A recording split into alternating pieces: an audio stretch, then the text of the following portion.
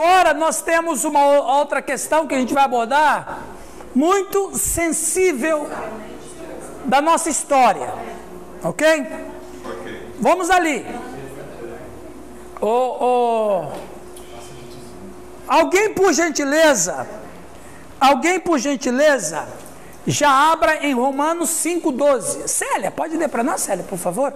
Romanos 5,12. Porque a gente precisa de entender a razão por que morremos. Eu gostaria de dar uma ideia, passar um conceito para vocês. Vocês podem até pensar assim, pô, mas isso aí é matéria para novo convertido. Gente, não é.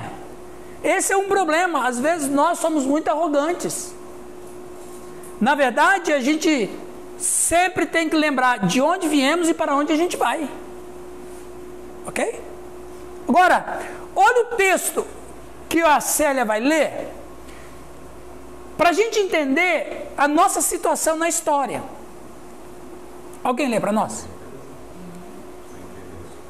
Quando Adão, pode ler. a cabeça da humanidade, pecou, todos os seus descendentes herdaram a condição decorrente da ofensa, morte, e por isso é dito que todos pecaram e separados estão da glória de Deus. Lembra que eu compartilhei com vocês no nosso último encontro que Adão significa humanidade. Então Adão era a forma. Então veja bem, Deus não fez todo mundo do barro, Deus só fez 2 pessoas do barro. Foi, Simone? O macho e a fêmea. Todos nós viemos deles, porque eles eram a humanidade, nós somos pessoas individuais. Então Deus só fez 2 pessoas do barro. Humanidade no sentido coletivo. Humanidade no sentido coletivo. Por quê? Porque o homem foi feito à imagem e semelhança de Deus. Deus é uma coletividade, criou o homem à sua imagem e semelhança, criou outra coletividade. Amém. Fala de espécie. Temos agora 2 famílias do universo, a família Deus e a família homem. A família homem se perdeu. Um dos membros da família Deus veio resgatar os membros da família humana que se perderam. Então, quando a gente fala de Adão, a gente tem que falar de humanidade. Eles eram humanidade. E todos nós somos descendentes deles. Inclusive, até questão biológica é comprovado. Ok? Então, veja, irmãos, quando Adão peca, e quando Adão peca, não é o homem que pecou, os 2 pecaram, porque os 2 eram Adão. Quando Adão peca, como eles eram o protótipo, a forma, aí o Agostinho vai chamar de pecado original. Como é que a gente pecou em Adão? Porque todos nós herdamos dele, somos filhos de Adão. Que o apóstolo Paulo vai chamá-lo de primeiro Adão. Matriz. A matriz, ele é o primeiro Adão. Muito bem. Agostinho só leu Romanos. Então, só pessoas especiais leram Romanos. Agostinho e Lutero. Não, mas assim, essa expressão de Agostinho, por exemplo, ela está na Bíblia. Assim, essa ênfase que Agostinho falou, eu não vejo assim razão. Porque na verdade Paulo já diz aqui, portanto, por um homem entrou o pecado no mundo. Não é verdade? Sim ou não? Sim. Ele só deu uma nomenclatura. Ele só deu uma nomenclatura teológica. É porque eu falo isso, ninguém escreve, assim, viu? Não falou. Mas é uma nomenclatura teológica. Vamos lá. Ok. Célia, leia Romanos. Vamos dar agora a voz para o apóstolo Paulo falar. Portanto, como por um homem entrou o pecado no mundo, e pelo pecado a morte, assim também a morte passou a todos os homens, por isso todos pecaram. Ok, olha que coisa interessante. Está muito bonito, pastor. Hã? Se a noite aparecer, a mira está aparecendo quem? Você malhava, faz a cadeira. Viu? Tarzan. Veja bem. Suzy, estenda a sua mão e fala: Senhor, elas não sabem o que fazem.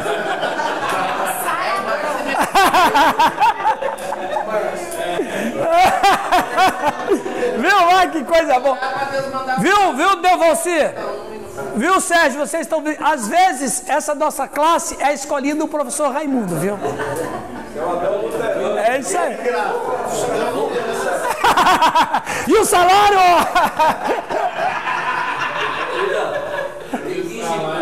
Tem o quê? Eu tenho 15 dias de pensar, né? Tem. Veja bem, pela ofensa de Adão, que desobedeceu a lei estabelecida no Éden, dela não comerás, entrou o pecado no mundo. E pelo pecado veio a consequência, a morte, que é a separação de Deus. A separação de Deus alcançou todos os descendentes de Adão.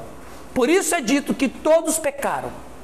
O pecado é uma condição que se impôs à natureza humana por causa da penalidade determinada na lei. Certamente morrerás. A oração mais correta foi do publicano, não é? O fariseu orava a Deus: obrigado, eu não sou e tal. E cada vez que ele falava que ele não era, o outro só ia se achatando, né? E tudo que ele não é, eu sou. tudo que o cara lá não era, eu sou. Aí o que sobrou pro cara, Deus? O que sobrou para ele? Deus, eu não valho nada mesmo. Ele bateu no peito, disse o Senhor Jesus, né, na história: eu me perdoa porque eu sou pecador. Então, essa é a nossa história. É a raiz que está contaminada, né? Muito bem. Foi Adão que pecou, e por causa da pena imposta à natureza humana que foi subvertida, nenhum de seus descendentes são capazes de reparar o infortúnio que ele trouxe à humanidade. Nenhum descendente de Adão é capaz, preste atenção, gente, nenhum descendente de Adão é capaz de fazer expiação por si mesmo ou de terceiros. Os descendentes de Adão nascem no inferno. Sempre o Adão aí é a humanidade. É a humanidade. Não é o homem, não, é a humanidade. Então veja, todos nós que somos descendentes de Adão já nascemos no inferno. Ponto. João 17. Agora, 3. Olha lá.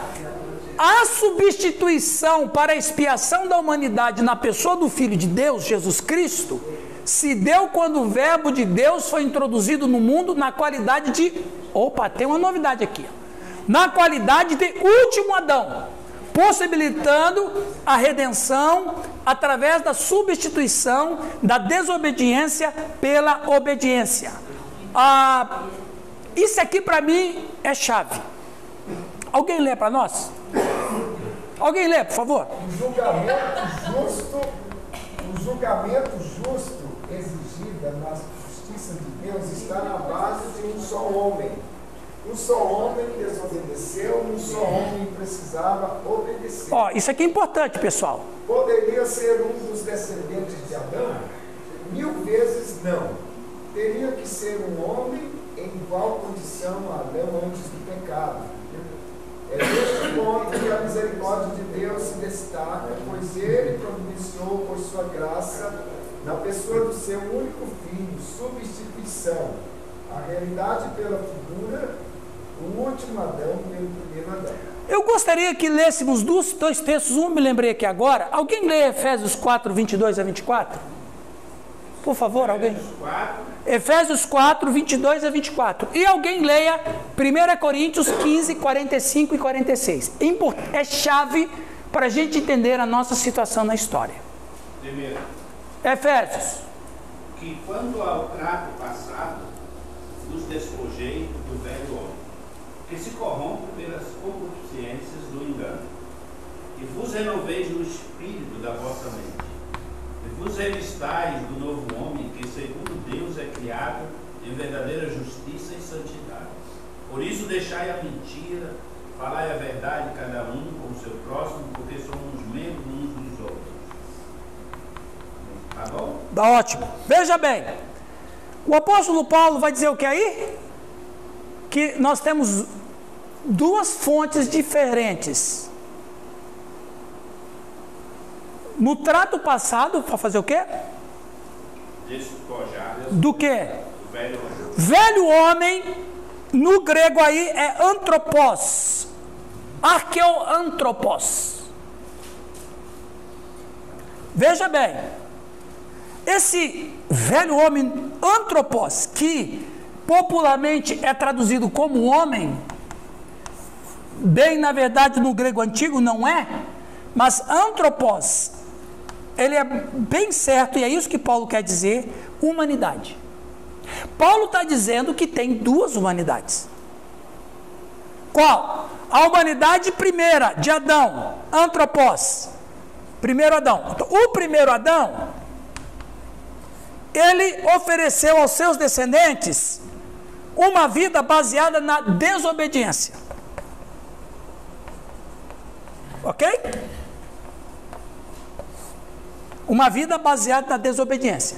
Então, Paulo está dizendo que quanto ao trato passado, vos despojeis da velha humanidade. Aí depois, o que ele diz? Vos renoveis no espírito da vossa mente.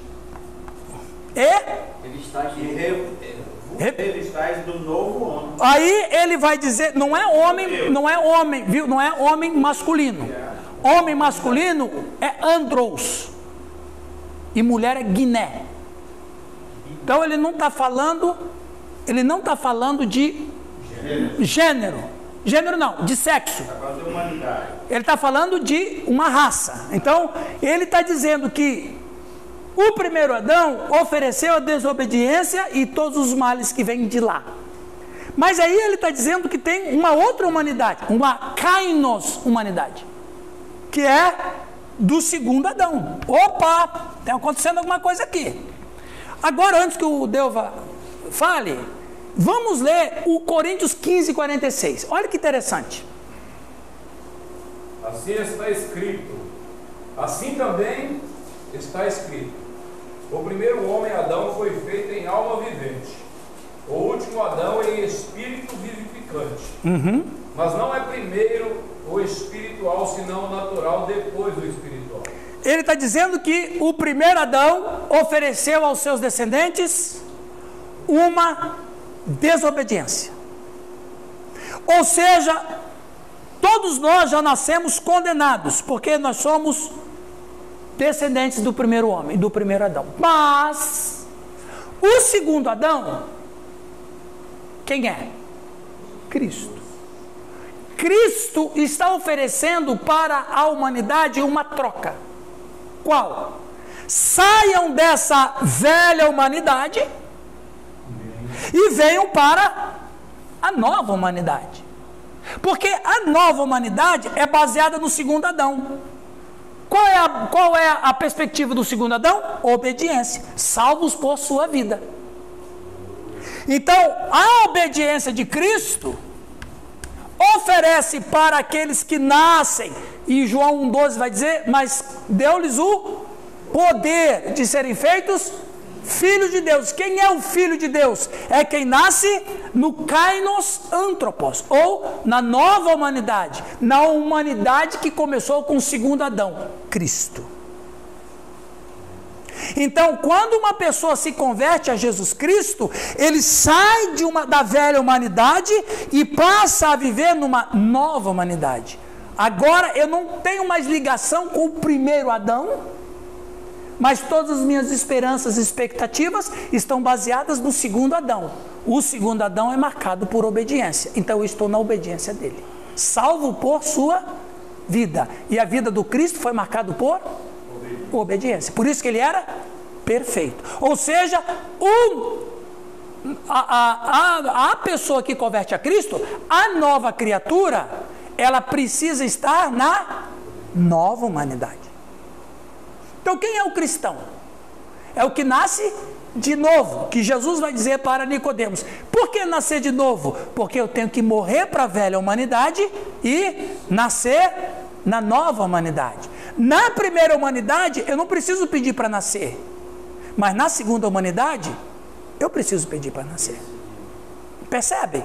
Então, o que de fato houve ali? houve uma troca. Jesus Cristo foi o Verbo de Deus que veio como segundo Adão para começar uma nova humanidade. Ele veio oferecer uma novidade na história. Qual? Agora aqueles que são de Adão podem se desligar dele, que aí a gente vai um monte de textos, né? Morrer para o mundo, morrer para si. O que é morrer para si? É morrer para a velha humanidade e revestir da nova humanidade. Aí você vai ver amor, alegria, paz, são traços de quem pertence à nova humanidade. Quem é a nova humanidade? Aqui começou com o segundo Adão. Quem é o segundo Adão? O Cristo. Qual é o primeiro Adão? O que desobedeceu. Qual é o segundo Adão? O que obedeceu. Percebem? Que coisa interessante. Os termos que ele usa aqui, pastor, é o primeiro, quando ele fala de Adão, ele fala alma vivente. Sim. E o segundo Adão é o espírito vivo. Eu vou explicar já isso aí. É muito interessante. É o próximo slide que eu vou falar. Antes, Delva. Reforçando essa ideia, por favor. Adão e Eva, eles só recebem o nome, eles só passam a ser indivíduos após a queda. Exatamente. Antes é homem e mulher. Os dois. Humanidade. Gênesis 5:2 fala isso. E daí eles só passam a ser indivíduos após a queda. Porque, olha, a sua fala é interessante. Ó, gente, a fala do pastor do Delva aqui é interessante. Lembra que qual é o mistério da igreja? É essa comunhão. Os nossos pais, quando pecaram, houve uma ruptura de ser. Aí que a gente vai chamar na teologia de ontológica. O que é a ontologia? É o estudo da natureza do ser. Então, quando os nossos pais pecaram, houve uma ruptura ontológica. Eles não estavam acostumados a não serem um. Eles estavam acostumados a serem um, porque eles eram imagem e semelhança de Deus. Deus é um. Tanto que o castigo foi, você vai se submeter ao outro. Exatamente, agora vocês vão ter, percebe? Aí o que acontece? Quando eles se tornam pessoas individuais, e aí tem conflito. Então, quando a pessoa se converte a Cristo, nós, por exemplo, o que é a igreja? A igreja é a nova humanidade formada por em Cristo somos um, como tu és, ó Pai, em mim e eu neles. Esse é o mistério da igreja. E só pode ser isso quem faz parte da nova humanidade. Então, a primeira humanidade dividiu, a segunda humanidade trouxe outra vez, porque todos vós sois um só em Cristo Jesus. Percebe? Isso é o mistério da igreja. É fantástico isso. E tem que ser pregado exaustivamente. E desigrejado para todo lado. Exatamente. Então, quer dizer... Então, agora, olha esse texto esse aqui eu fiz ontem à noite por uma inspiração, lendo o João 3,14. Eu vou pedir que qualquer pessoa, por favor, qualquer um alfabetizado, leia.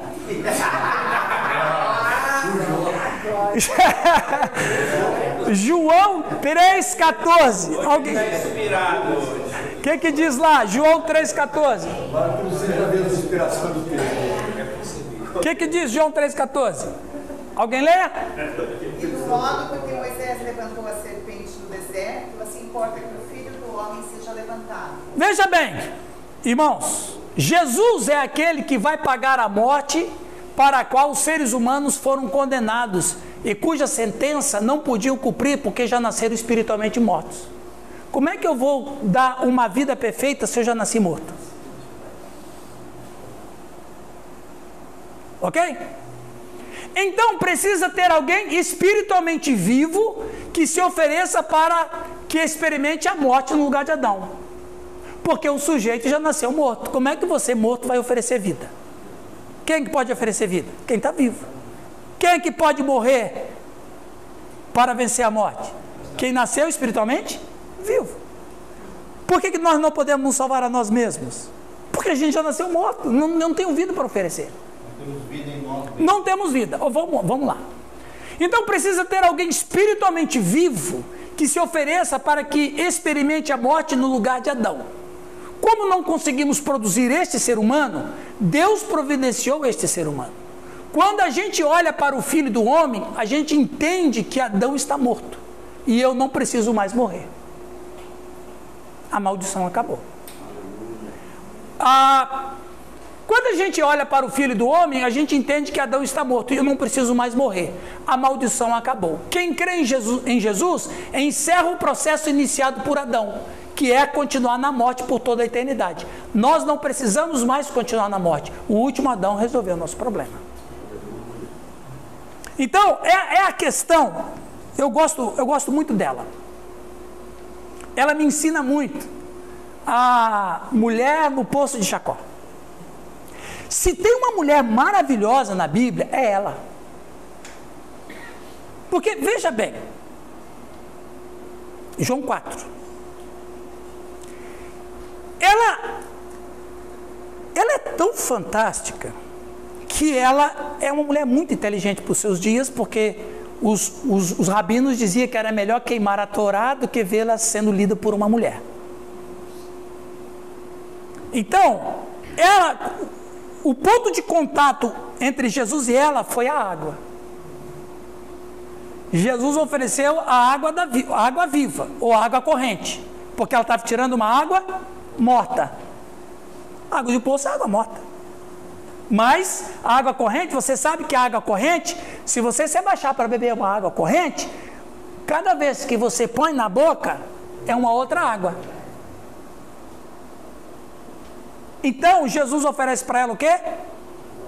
Uma água corrente. Ou seja, uma coisa sempre nova. Uma coisa sempre nova.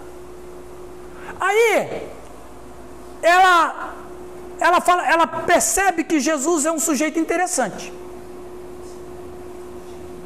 Aí ela falou bem assim, me dá dessa água. Aí o que Jesus fala para ela? Chama teu marido e vem cá. Por quê? Porque coisas importantes você tem que falar com o marido. Naquela cultura. O marido aprende e depois fala para a mulher. Jesus fala, eu não vou falar para você, eu tenho que falar para o seu marido. Aí ela falou, eu não tenho marido, eu não tenho marido. Se você tiver que falar, tem que ser comigo mesmo. Jesus falou assim, bem disseste, não tem marido. Porque 5 maridos já tiveste. Ou seja, Jesus não disse que ela estava em adultério com 5 maridos. Ele reconhece que ela casou 5 vezes. Senão ele não falaria que ela tinha 5 maridos. Então legalmente ela tinha 5 maridos. Agora, que mulher é essa que todo mundo quer casar com ela? E mais, se ela ficou viúva 4 vezes, o camarada pensar assim, rapaz, tu vai morrer. Não, mas ela é tão maravilhosa que eu tenho que casar com ela, mesmo que eu morra. Era uma viúva. É um cunhado. Vê, então, e ela casou mesmo. Ela não, porque o pessoal vai falar muito mal dela. Não. Aí quer dizer, o que ela tinha agora não era mais um marido. E ela tinha um problema sério, porque ela sabia que a relação dela não era uma relação que agradava a Deus. Aí ela fala bem, aí quando ela percebe isso em Jesus, agora é o que eu quero falar. Ela fala bem assim, é a hora que você acorda, né? Aí ela fala bem assim. Aí ela fala bem assim. Os nossos pais falavam que a adoração é em Jerusalém ou é aqui? Quando ela fala adoração, é muito significativo. Por quê? Porque a adoração para o povo do Antigo Testamento não era cantar para Deus. A adoração era o momento que eles encontravam perdão. A adoração é quando eles iriam sacrificar animais. Eles eram um dia que eles iam sacrificar animais para receber perdão. Ela falou bem assim, na verdade ninguém sabe onde que Deus vai ouvir a gente. Olha que mulher interessante. Os nossos pais que dizem que é aqui no Monte Gerizim. E vocês dizem que é lá do Templo de Jerusalém. Na verdade, Deus não escuta ninguém. É isso que ela quer falar. Aí Jesus falou assim, não, escuta sim. Escuta sim. E ele diz, e tem mais. Vai chegar a hora em que os verdadeiros adoradores, e já chegou, os verdadeiros adoradores adorarão o Pai Em espírito e verdade. O que Jesus disse para ela? Que olha, vai chegar um tempo que você não vai precisar mais de ter templo para receber perdão de Deus. Você pode pedir perdão a Deus em qualquer lugar onde você estiver. Essa mulher era desigrejada. Era desigrejada. Aí ela fala assim, mas como assim? Não tem templo? Jesus disse, não. Porque está chegando um tempo em que as pessoas vão poder adorar o Pai em espírito e verdade. Ou seja, vai chegar um tempo em que qualquer pessoa, em qualquer lugar, em qualquer momento, pode pedir perdão a Deus e Deus vai ouvir. Mas tem que ser sincero. Em verdade é sincero. Aí ela falou assim, mas tudo bem. Mas e o sacrifício? Para ter perdão tem que ter sacrifício. Aí o que o Cristo fala para ela? Eu sou o sacrifício. Ó. Aí ela endoida. Aí quando Jesus fala isso, olha que mulher perspicaz. Ela quase que obriga o Cristo a se denunciar. Tem um Messias que vai chegar. E ele vai dizer todas as novidades que você está dizendo. Aí o que Jesus fala para ela? Sou eu. Ele se revela. Percebem? Então veja. Qual era o problema dela? Perdão. O que Jesus ofereceu para ela? Perdão. A graça. Ou seja, irmãos e irmãs, a grande questão toda nossa é a mesma questão do Nicodemos. É a mesma questão do jovem rico. Veja, cada um tem um ponto nevrálgico. Qual era o ponto nevrálgico do Zaqueu? Corrupção. Qual era o ponto nevrálgico do jovem rico, que não era jovem? Apegado ao dinheiro. Qual era o ponto nevrálgico da mulher no poço de Jacó? Perdão. Então, cada pessoa tem um ponto nevrálgico onde Deus vai atuar para que eles possam o quê? Nascer no segundo Adão. Para nascer de novo. Alguém quer falar alguma coisa? Fica à vontade. Fala, descendente de Esaú. Eu? É? Pô, você não é ruivo? Você é descendente de Esaú. Nós temos aqui um autêntico representante de Esaú. Pastor, fala. O senhor trouxe uma nova humanidade, mas ele foi gerado da primeira humanidade. É muito interessante isso. Né? Uhum.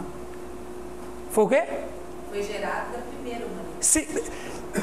Na verdade, o Cristo, ele não teve nenhuma relação com Adão.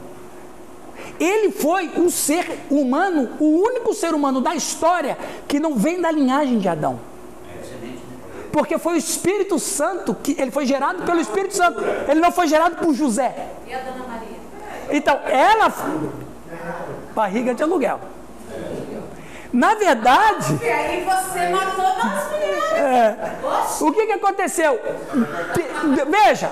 Uma fala que eu disse aqui no comecinho. Deus sempre contou com as pessoas para executar o seu projeto. Viu, Nelson? Deus sempre contou com as pessoas para executar o seu projeto de salvação da humanidade. Não. Se ele tivesse vindo da primeira humanidade, ele não poderia ser o segundo Adão. Ele teria vindo em pecado. Então, recebeu de Maria isso. A natureza humana, né? Aí é que os pais da igreja e os teólogos vão chamar o quê? Sobrenaturalidade. Foi uma ação sobrenatural, incompreensível, humanamente impossível de racionalizar. É isso que dizem os pais da igreja e toda a teologia.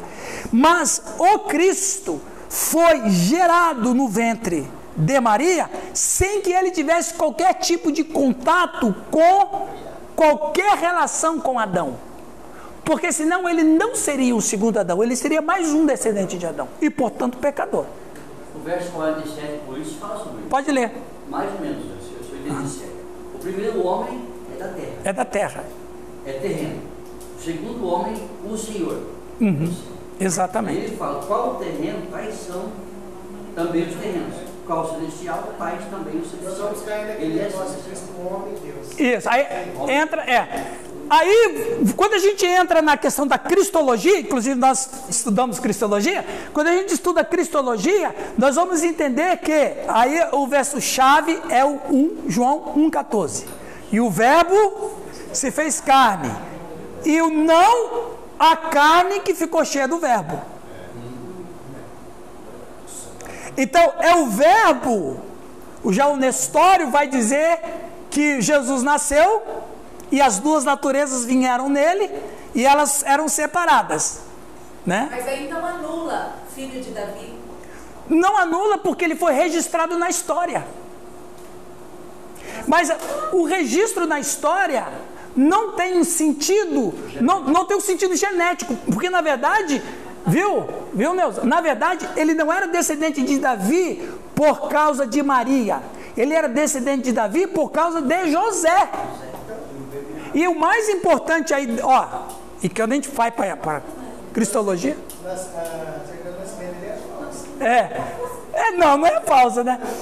Mas aí veja, o mais importante ali não era tanto Maria, porque ela não era da tribo de Davi. Da genealogia. A profecia diz que é da família de Jessé. Tem que ser da tribo de Judá. Então, no caso era o José, não era a Maria. Então, aí claro, né? Nós vamos eliminar vamos eliminar todo mundo. Não, mas aí o que acontece? Foi bom você falar isso. Veja bem, todo mundo que entrou na genealogia do Cristo, você vai falar de Raabe numa época que Israel não era tribo ainda. Israel só foi oficialmente vista como tribo quando eles entraram na Terra Prometida e o governo tribal foi estabelecido. Através da lei mosaica. Aí o que acontece? Quando você pega, foi bom você falar de Raabe, você pega de Raabe para trás, até Abraão, então não tem nem judeu, que é Abraão que começa. Mas se você pega mais ainda, você vai ver 7. O que entende? Vai ver 7, Enos, Éber, aí você vai até chegar até chegar no arameu errante, o Abraão. Arameu errante que não é que era errado, errante é o cara que anda. Chega no arameu errante, que é Abraão. Em Abraão vem os patriarcas. Dos patriarcas vêm as tribos. Das tribos vem a oficialização da nação. Da oficialização da nação vem o Messias de uma maneira oficial. Não é, Calixto? E aí, o descendente, o Cristo, vem da tribo de Judá. Aí, no caso de José e Maria, é por uma questão de família, de genealogia, para que se cumpra as profecias. Mas o Cristo mesmo, ele não tem nenhuma linhagem com Adão. Ele é um ser humano diferente de todos os outros, porque foi o único ser humano que não pecou e foi o único ser humano que pode dar aos outros seres humanos a oportunidade de escapar da maldição da morte, do qual ele foi. Depois de Adão ter caído, Jesus Cristo foi o único ser humano que nasceu vivo. Todos nós nascemos mortos, espiritualmente falando. Teria que ser assim. E tinha que ser assim por causa da desobediência de Adão. Então era obrigatório que o segundo Adão não nascesse morto. Era obrigatório que o segundo Adão nascesse vivo, porque só um ser vivo pode doar a sua vida. Ele não disse isso? Ninguém toma a minha vida, eu dou. Mas você não pode falar isso, porque você e eu já nascemos mortos. Eu não posso dar o que eu não tenho. O que eu não tenho? Vida. Quem é que tem vida? Ele. Então Cristo, eu sou a vida, eu sou o caminho, a verdade e a vida. Ninguém pode dizer isso. Agora, eu só posso viver quando eu estou naquele que é. Se eu não estou naquele que é, eu estou naquele que era. Quem? Adão, primeiro. E se eu estou lá naquele, eu estou morto. Por aí. Então, o Cristo nasce de maneira aí que, bom, diz a teologia luterana, diz, e eu acredito que as outras teologias dizem a mesma coisa. O Cristo nasce de maneira incompreensível, racionalmente impossível de entender, entendendo, e daí vai falando que o Espírito Santo de forma metafísico, mas tem outra palavra que ele usa, eu esqueci agora, que sobrenaturalmente ocupa o ventre de Maria, ele é encarnado, e mesmo que ele esteja no ventre de uma mulher, nenhuma contaminação do pecado vem sobre ele, e ele nasce absolutamente um ser perfeito. E a própria vida dele prova isso. E a própria morte e ressurreição prova isso. Agora a gente entende isso, aí o Edmar levanta a questão da cristologia, a gente não tem, é um troço doido. Na realidade, todos nós somos condicionados por aquilo que a teologia sistemática vai nos ensinar. Até agora, se for só a teologia sistemática. Porque a teologia sistemática vem trazer para nós, ela vem facilitar para nós, os princípios da nossa fé e por que a gente crê desse jeito.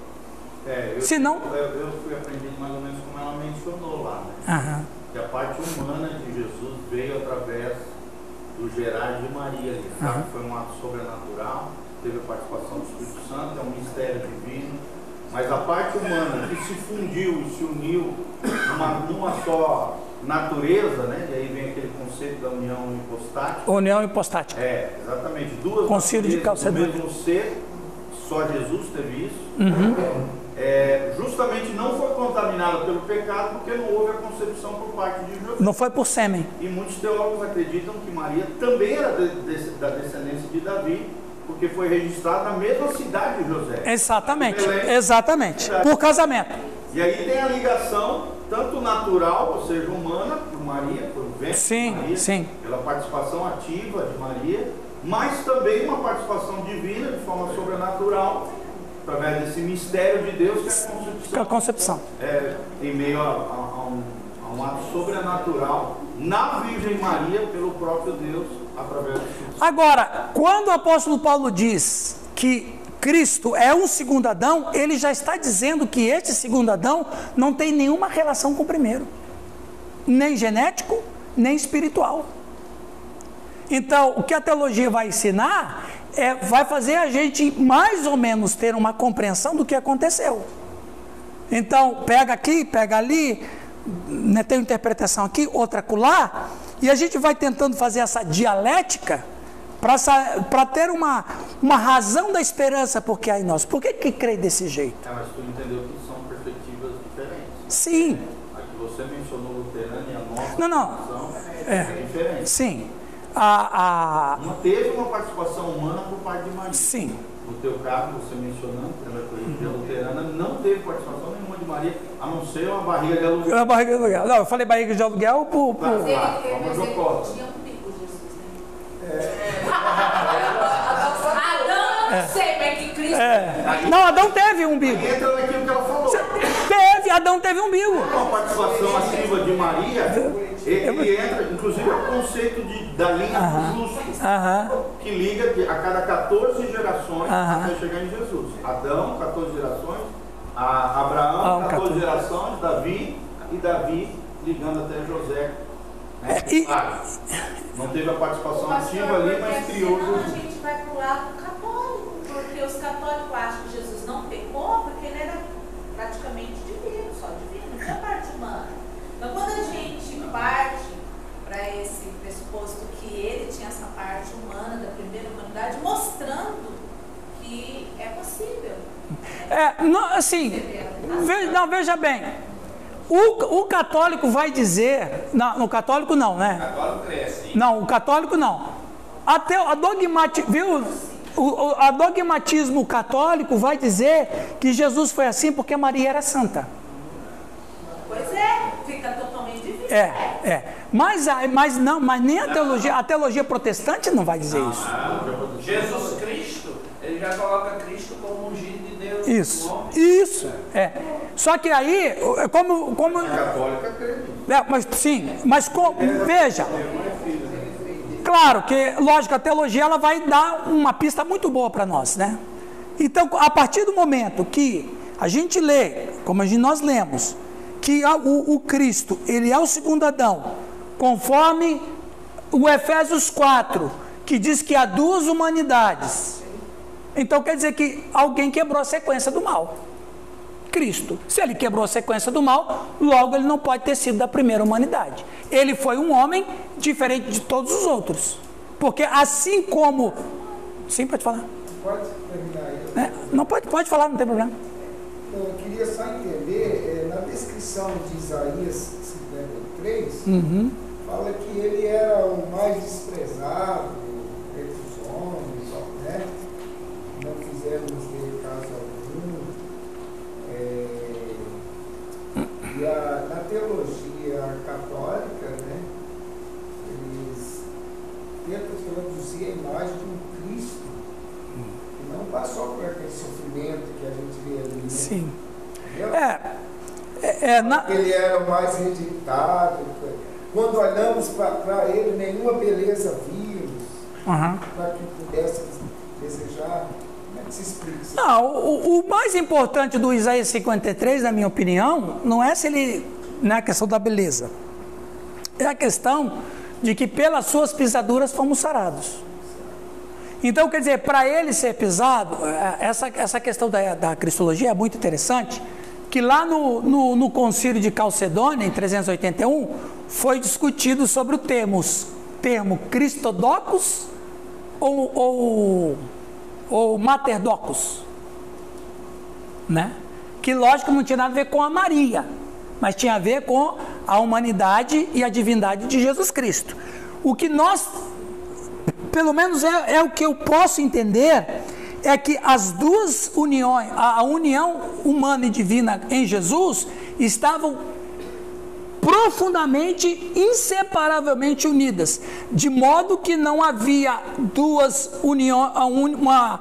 naturezas separadas e distintas uma da outra dentro do ser dele, porque o texto de João vai dizer que o verbo se fez carne. Então o verbo se encarnou com todas as propriedades, humana e divina, porque foi gerado pelo Espírito Santo. Humano porque ele teve uma gestação e um nascimento. E o Lucas vai dizer, como médico, pediatra, ele vai dizer, e ele crescia como qualquer uma outra criança. Porque tinha que ser assim, senão Jesus seria um anjo, ou um aeon, ou qualquer ser que não fosse humano. E pela exigência da lei, tinha que ser um humano vivo, não um humano morto. Teria que ser humano até por causa do sangue. Sim. Do sangue, da vida, da obediência, do corpo, né? Senão não. Tá ok. E aí a gente vai ver que lá no gnosticismo, eles não aceitavam o Cristo homem, né? Eles não aceitavam o Cristo homem. Então, ele era homem, sim. Mas o que ele era? Deus encarnado. Ele era um homem, Deus. E coabitava, as duas naturezas estavam unidas dentro dele, porque ele já nasceu assim. O verbo se fez carne. Esse é o texto-chave. Então, a partir do momento que o verbo se fez carne, então o Cristo, Deus encarnado, se encarnou como qualquer pessoa, com a diferença que ele tinha as duas naturezas nele, por ele ser uma geração do Espírito Santo. Aí eu fecho aquele versículo, ele veio buscar e salvar aquilo que se havia perdido. E para salvar o que se havia perdido, não podia ser um cara perdido. Tinha que ser um camarada achado.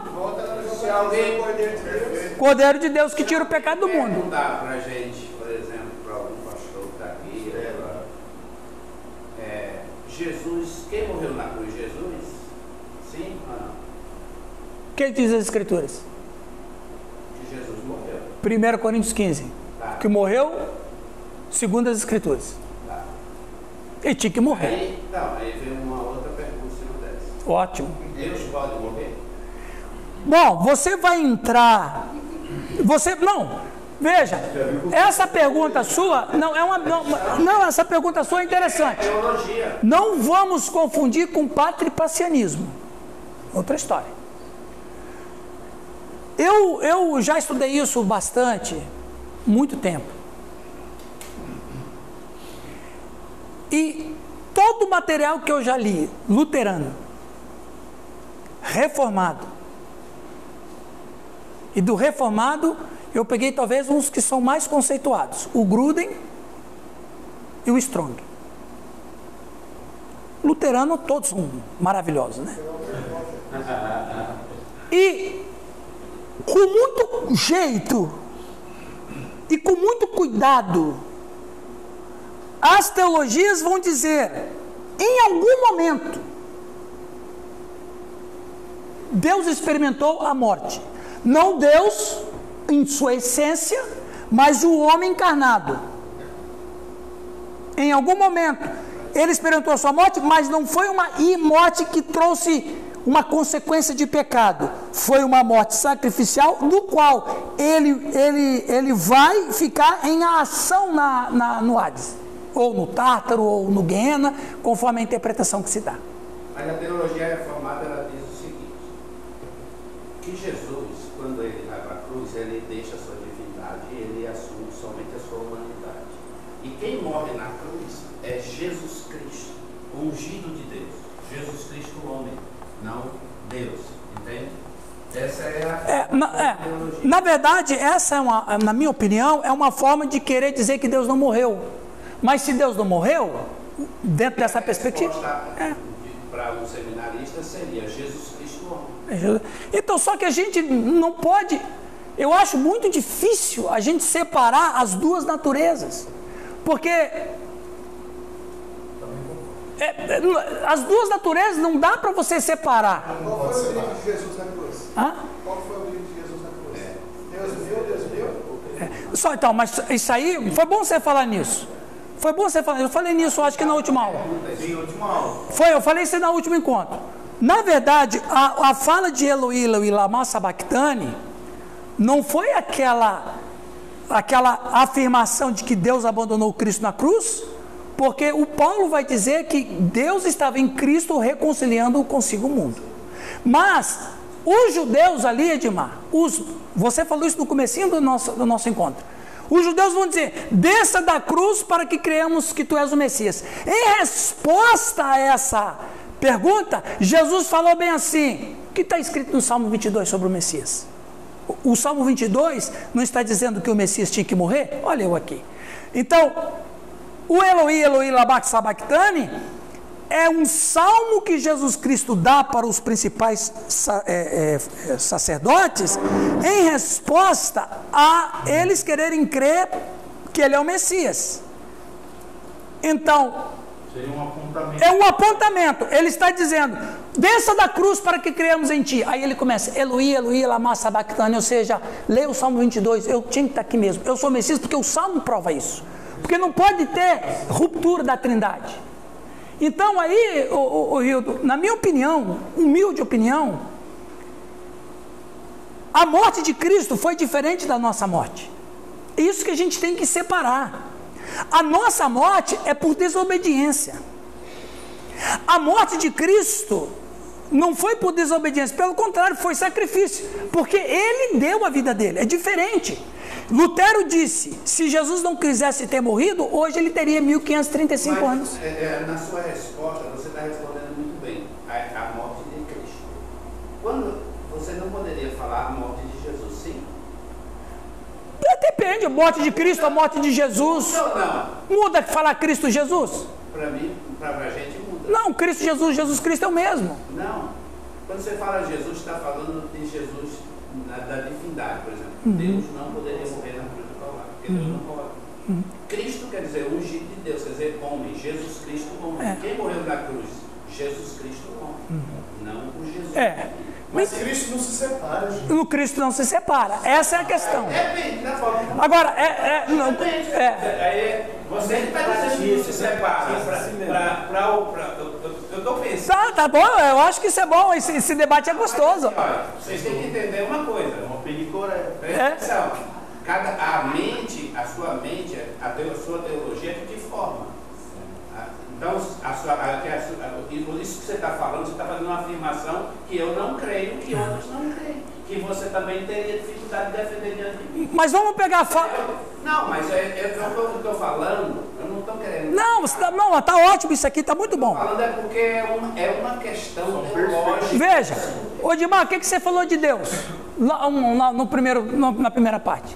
Você falou de Deus o seguinte: Deus não pode ser. Tá. A ideia da teologia de Deus não é um momento definido, né? Não entende. Qual é o problema da gente não aceitar a morte de Jesus Cristo? É a nossa mente querer pensar em configurações humanas da nossa morte, assumindo a morte de Cristo. Porque na realidade, todo pensamento nosso, a gente faz a partir do mundo. A gente vê através do box da nossa perspectiva. Exatamente. É a mesma história. Por que eu não entendo o amor de Deus? Porque Deus é amor, eu não sou. Mas a resposta já está ali, que ele deu para Pedro. O que ele deu para Pedro a resposta? Ele respondeu: se afasta de mim, Satanás. Eu tenho que ir, eu tenho que morrer. Então, quando você para observar, é isso que nós estamos falando. O Cristo, a gente tem que estudar o Cristo do ponto de vista da Bíblia e não com as nossas configurações. Porque se for dentro dessa perspectiva, nem Cristo deveria ter morrido. Porque ele nunca pecou. Ele vai morrer para quê? Não, mas daí vai a questão da missão dele, né? Exatamente. Qual é a missão dele? Qual é a missão da segunda pessoa da Trindade? Se encarnar, se tornar um ser humano, mas ao mesmo tempo ser Deus em sua essência, Deus em essência e humano em essência, ter uma vida perfeita, se sacrificar para toda a humanidade, ser reconhecido na história, ser reconhecido na eternidade, ser reconhecido entre os seres humanos, quebrar a maldição do primeiro Adão, e ele se torna o segundo Adão. Agora, eu tenho que pensar nisso com as configurações da Escritura, e não daquilo que eu acho que deveria ser. Eu não aceito desse jeito. Às vezes a gente não aceita mesmo. Não, mas aí esse posicionamento não é um achismo, gente. Não é uma discussão. Uma tradição. É uma tradição teológica, e muito importante isso aqui. Eu só queria que tivesse um testemunho de Jeová aqui agora. Tem um seminarista hoje, essa é uma das perguntas básicas da teologia do seminarista batista. E ele é reprovado. Estamos tendo aqui o dom de línguas aqui nesse momento aqui, ó. João 10 não fala. O Eliano, ele não sabe, ele não sabe. Ele nunca participou de uma assembleia, presidente. Ele está entrando na rocha agora. Ele está entrando na rocha agora, né? Presidente, quem tem a fala. Então, que um seminarista, gente, quem já foi conciliado aqui? Levanta a mão. Quantos foram conciliados? Eu fui. Então, a maioria não foi. Então, assim, você já passou por 400 perguntas, só com a Bíblia na mão, o dia inteiro sendo sabatinado? Então, assim, é a nossa formação. Nós fomos. Vai ser pastor renovado. Não, eu não estou querendo me colocar acima de ninguém. Não, claro, isso aqui é um arrazoado, é para isso mesmo. Exatamente, são perguntas que se a gente não. Aqui é uma aula. Sim. E é uma academia. Perdão, tem que colocar tudo aqui, tá certo? Não tá errado, não. A gente aprende um com os outros, eu aprendo com vocês. Mas a ideia é essa. Mas essa é uma pergunta feita a um seminarista batista. Em que se ele responder, por exemplo, ele responder que quem morreu na cruz foi Jesus, ele está errado, já é um espanteamento. Quem morreu na cruz é Jesus Cristo, homem. A resposta é correta, biblicamente, teologicamente, para o batista. É isso que eu estou querendo. Não, tá bom. Entendeu? Então, entendi. Eu tenho sua opinião contrária àquilo que eu... Sim. Aliás, essa discussão... Agrega o meu conhecimento. Que você claro. Mas não tira a minha forma de pensar. Porque eu creio dessa forma. Entendeu? Mas a beleza... entendeu? O Raul e o Sérgio ali, por favor. A beleza da morte, sendo Deus Jesus, a beleza da morte é a ressurreição. Sim. Porque senão não seria Deus. Sim. Mas, cara, eu morro, não morro. Eu sou a vida. Eu sou o todo-poderoso do Senhor. Eu sou a ressurreição e a vida. A beleza é a ressurreição. Isso. Porque se a gente for entrar no racional, bom, só o homem que pode morrer, ou Deus não pode morrer, óbvio. Isso é o óbvio. Isso. Dentro do geral, o poder é esse. Qual é o problema? Sérgio. Falando de morte e vida de Jesus, ele falou em João 10,18: ninguém tira de mim. Eu dou. Mas eu dou de mim mesmo. Tenho o poder de dar e o poder de tornar a tomá-la. Exatamente. Eu morro, eu recebo. Então, ele não estava submisso à morte. Isso é interessante. Ele não estava... Gente, vamos terminar? Estamos terminando. Sim, qual a razoada aí dos irmãos? Não, nós temos... Apenas chegamos a uma conclusão. Nesse ambiente, eles são bem-vindos. É verdade. Veja bem, pessoal. A coisa mais importante nisso aí, que o Sérgio leu ali, Jesus não estava submisso à morte. A morte que estava submisso a ele. Então Deus... Falar Deus morreu é forte para a gente, porque nós temos uma perspectiva da morte diferente. O Cristo tinha outra perspectiva da morte, que a gente não consegue compreender. Mas é isso aí. Né?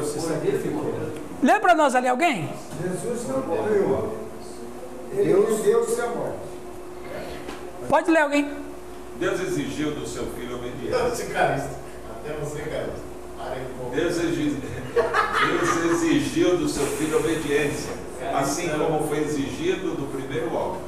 A essência da substituição, da expiação, está no fato de que Cristo foi introduzido no mundo como o último Adão, a cabeça dos homens espirituais. Foi o esclarecimento de Jesus para a mulher no poço de João 4, né?